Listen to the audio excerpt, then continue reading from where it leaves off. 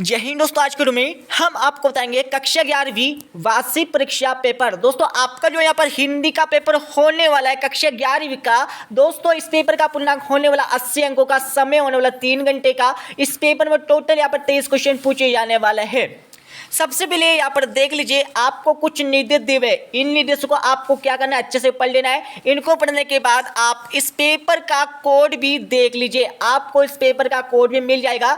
उसके बाद आपको इस पेपर का फुल सॉल्यूशन भी इसी वीडियो में मिलने वाला है। तो आपका पहला क्वेश्चन देख लीजिए, सही विकल्प चुनकर लिखिए। ये आपकी परीक्षा में 6 नंबर के सही विकल्प पूछे जाने वाले हैं। तो आपका पहला सही विकल्प देख लीजिए, प्रकृति के चित्र कवि है, तो इसको तो लगा लीजिए। इसमें आपका ब वाला सुमेधा नंदन पंत आ जाएंगे। अब यहाँ पर दूसरा यहाँ पर सही विकल्प देख लीजिए, नमक का दारोगा कहानी का प्रकाशन वर्ष है। इसमें आपको 4 ऑप्शन दे, चारों में से आपको राइट आंसर छाट कर लिखना है। इसका आंसर आपको मिल जाएगा इस वीडियो के लास्ट में। अब आपका तीसरा यहाँ पर सही विकल्प देख लीजिए, भरत मुनि द्वारा रचित ग्रंथ का नाम है। इसको तो लगा लीजिए। इसमें आपका आ वाला नाट्य शास्त्र, इसमें आपका राइट उत्तर आ जाएगा। अब आपका चौथा यहाँ पर सही विकल्प देख लीजिए, किसी भी फिल्म या धारावाहिक की कथा को कहा जाता है। इसका उत्तर लगा लीजिए। इसमें आपका ब वाला लोक कथा, इसमें आपका राइट आंसर आ जाएगा। अब आपका पांचवा यहाँ पर सही विकल्प देख लीजिए, लोक प्रचलित अथवा शब्दकोश आधारित शब्द के आधार अर्थ का ज्ञान कौन सी शब्द शक्ति होती है। इसको तो लगा लीजिए। इसमें आपका आ वाला अभिता शब्द शक्ति, इसमें आपका राइट आंसर आ जाएगा। अब आपका यहाँ पर देख लीजिए, छठा यहाँ पर सही विकल्प पूछा है, किसी बात पर जोर देने के लिए जो शब्द प्रयोग में लाए जाते हैं उन्हें क्या कहा जाता है। इसको तो लगा लीजिए। इसमें आपका आ वाला निपात शब्द, इसमें आपका राइट आंसर आ जाएगा। अब यहाँ पर देख लीजिए, इस पेपर का अगला क्वेश्चन पूछे जाने वाला क्वेश्चन 2, रिक्त स्थान में सही विकल्प चुनकर लिखिए। ये आपकी परीक्षा में 7 नंबर के खाली स्थान पूछे जाने वाले हैं। तो आपका पहला खाली स्थान पूछा है, वे आके कविता में खालिस्तान की मार्मिक व्यवस्था का चित्रण किया हुआ है। इसको तो लगा लीजिए। इसमें आपका आ जाएगा किसान आ जाएगा। उसके बाद आपका दूसरा यहाँ पर खालिस्तान देख लीजिए, स्मृति में बारिश एक खालिस्तान है। तो क्या है आपको बताना है। आपको यहाँ पर 3 ऑप्शन दिए, तीनों में से आपको करेक्ट ऑप्शन छाट कर यहाँ पर खालिस्तान की पूर्ति करना है। इसका आंसर आपको मिल जाएगा इस वीडियो को लास्ट में, और आपको क्या करना है, इसका आंसर और कन्फर्म में कर लेना है, ठीक है।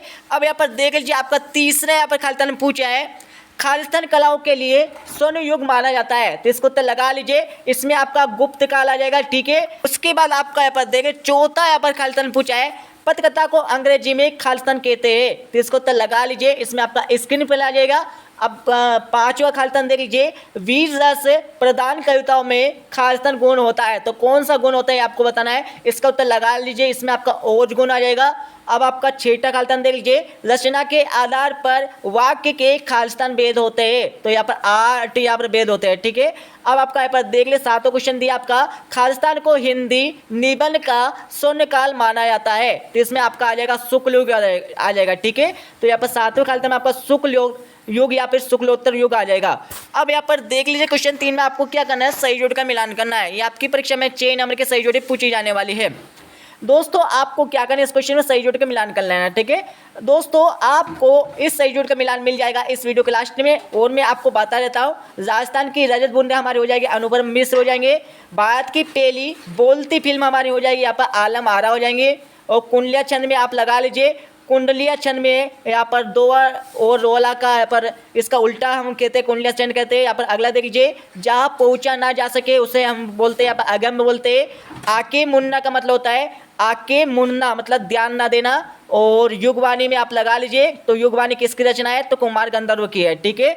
अब हम चलते हैं अगले क्वेश्चन पर। यहाँ पर देख लीजिए, क्वेश्चन 4 में आपको क्या करना है, इस क्वेश्चन में आपको एक वाक्य में उत्तर लिखना है। ये आपकी परीक्षा में 7 नंबर का क्वेश्चन पूछे जाने वाला है। तो आपका पहला क्वेश्चन पूछा है, जगत क्या देखकर मोहित हो रहा है। जगत क्या देखकर मोहित हो रहा है, इसके बारे में आपको लिखना है।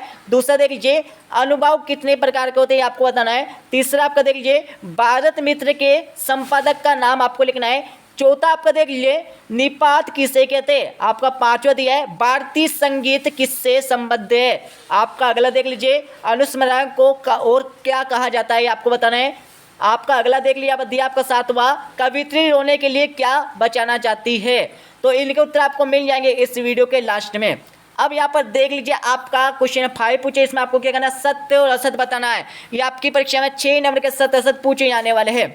तो आपका पहला क्वेश्चन पूछा है कबीर ने ईश्वर को एक ही माना, ये सत्य भी असत्य आपको बताना है। दूसरा आपको देख लीजिए जिन छंदों में मात्राओं की गणना हो उसे वन्य छंद कहते हैं, ये आपको बताना है। तीसरा आपका देख लीजिए चौथा पांचवा छठा, इनके उत्तर आपको मिल जाएंगे इस वीडियो के लास्ट में अच्छे से, ठीक है। अब यहाँ पर देख लीजिए आपका 2-2 नंबर क्वेश्चन पूछे जाने वाले हैं। छठा क्वेश्चन पूछा आपका रीतिकाल की प्रमुख विशेषता आपको लिखना है, मतलब आपको 2 विशेषता लिखना है क्योंकि आपके क्वेश्चन 2 नंबर क्वेश्चन चाहिए आने वाले हैं। अथवा क्वेश्चन देख लीजिए रीतिकाल को संगार काल क्यों कहा गया है। अब 7वां क्वेश्चन देख लीजिए कबीर ने अपने आप को दीवाना क्यों कहा है। 8वां क्वेश्चन देख लीजिए उम्र भर के लिए पलायन क्यों करना चाहता है। अब हम चलते हैं अगले क्वेश्चन पर। यहाँ पर देखिए आपका 8वां क्वेश्चन पूछा है कहानी तथा उपन्यास में आपको अंतर लिखना है। 8वां क्वेश्चन देख लिए नाटक एवं एकांकी में आपको अंतर लिखना है। अब यहाँ पर देख लीजिए आपका 9वां क्वेश्चन पूछा है बाल मुकुंद गुप्त ने देश को अब आगे भारत क्यों कहा है। 8वां क्वेश्चन देख लीजिए लॉर्ड कर्जन को इस्तीफा क्यों देना पड़ गया। अब यहाँ पर 10वां क्वेश्चन देख लीजिए लता मंगेशकर को भारतीय गायकों में बेजोड़ क्यों कहा गया। 8वां क्वेश्चन देख लीजिए संगीत की शास्त्रीय परंपरा की शुरुआत कैसे हुई, इसके बारे में आपको लिखना है। अब आपका 11वां क्वेश्चन देख लीजिए। 11वें क्वेश्चन में क्या पूछा है लक्षणा शब्द शक्ति किसे कहते हैं, उदाहरण से आपको लिखना है। 8वां क्वेश्चन देख लीजिए रस किसे कहते हैं, उदाहरण से आपको लिखना होगा।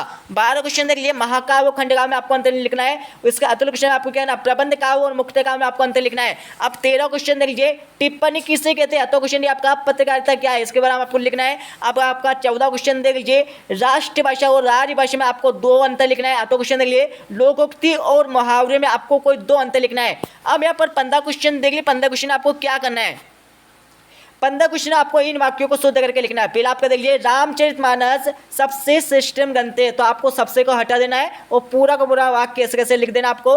दूसरा आपका देखिए हवा चल रही है, तो आपको चल रही है यहाँ पर लिखना, आपको बह रही है, ठीक है, तो आपको सिर्फ यहाँ पर बह कर देना है और पूरा का पूरा वाक्य कैसे कैसे लिख देना है। तीसरा आपका देख लीजिए आपका स्वास्थ्य अब कैसा है, आपका स्वास्थ्य अब कैसा है ये आपको बताना है, ठीक है। उसके बाद यहाँ पर देख लीजिए आपका 16 क्वेश्चन देख लीजिए कबीर अथवा मीरा का काव्य परिचय निम्नलिखित बिंदुओं के आधार पर दीजिए। तो आपको क्या करना है 2 रचना आपको लिखना होगा, भावपक और कला पक्ष आपको लिखना है, साहित्य स्थान आपको देना होगा, जिससे 3 नंबर यहाँ से कंप्लीट हो जाएंगे। इनके उत्तर आपको मिल जाएंगे इस वीडियो के लास्ट में। 17 क्वेश्चन देख लीजिए। 17 क्वेश्चन आपको क्या करना है मनु भंडारी एवं शेखर जोशी का साहित्यिक परिचय आपको निम्नलिखित बिंदुओं के आधार पर देना है। 2 रचना आपको लिखना है, भाष्य आपको लिखना है, साहित्य विस्तार आपको देना है।